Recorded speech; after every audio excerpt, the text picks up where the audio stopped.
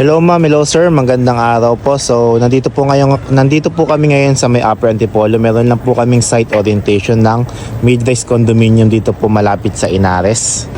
Hello ma'am, hello sir, magandang araw po. Baka naghahanap po kayo ng pre-selling mid-rise condominium dito po sa may Upper Antipolo. So, meron po kami ino-offer na pre-selling na condominium dito po sa may Crestview subdivision. So, malapit po sa may Inares Antipolo. Nandito lang po tayo sa may previous project ng developer. Pakita ko lang po sa inyo yung magiging turnover.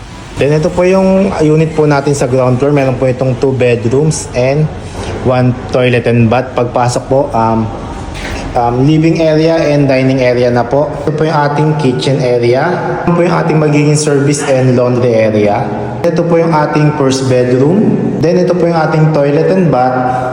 Dito naman po yung ating second bedroom. Then guys, ang current price po natin is less than 4 million pesos. Po ito sa cash, bank, or pag-ibig financing. Then message lang po for viewing para mapakita ko po sa inyo yung site and itong ating model unit.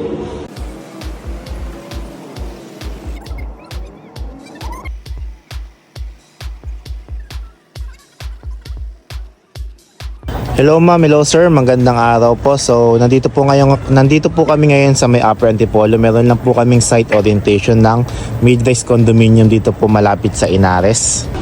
Hello ma'am, hello sir, magandang araw po. Baka naghahanap po kayo ng pre-selling mid-rise condominium dito po sa may Upper Antipolo. So, meron po kami ino-offer na pre-selling na condominium dito po sa may Crestview subdivision. So, malapit po sa may Inares Antipolo. Nandito lang po tayo sa may previous project ng developer. Pakita ko lang po sa inyo yung magiging turnover.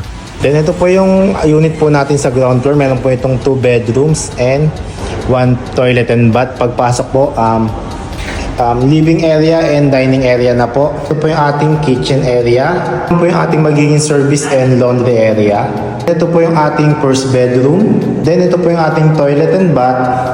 Dito naman po yung ating second bedroom. Then guys, ang current price po natin is less than 4 million pesos. Po ito sa cash, bank, or pag-ibig financing. Then message lang po for viewing para mapakita ko po sa inyo yung site and itong ating model unit.